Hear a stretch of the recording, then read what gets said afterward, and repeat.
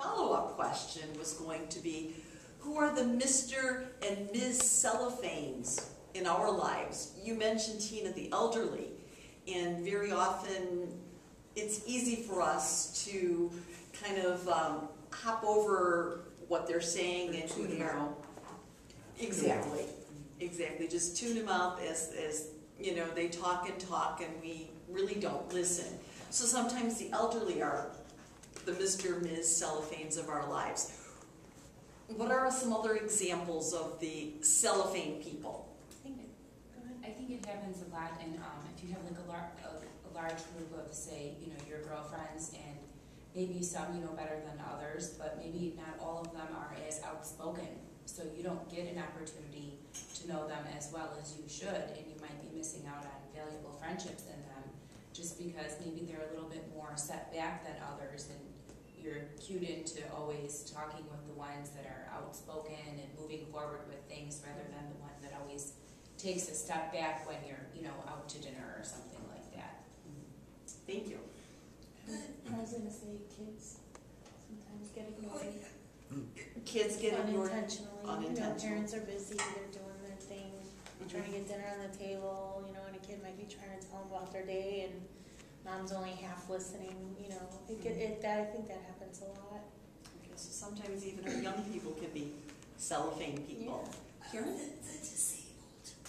The disabled. Yes. I think they're pushed to the side. You know, they're not part of the norm. So we segregate them.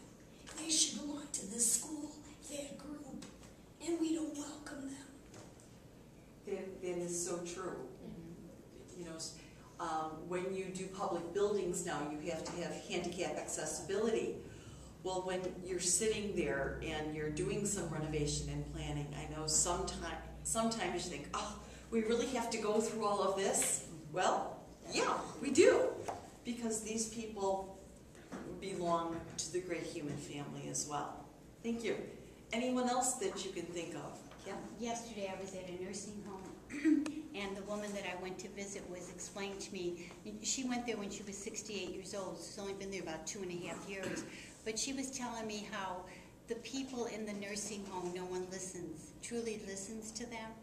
And Mary loves to talk, so she's made it her job. She said, I feel like God put me here, Kathy. And so she goes to the people that don't talk, and she'll touch their hand very lightly, and she smiles at them.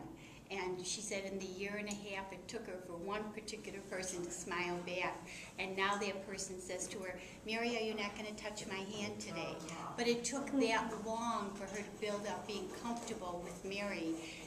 And so I saw that in the nursing home. I think we stigmatize and say, well, they're in a nursing home, they probably aren't capable of much conversation or things like that.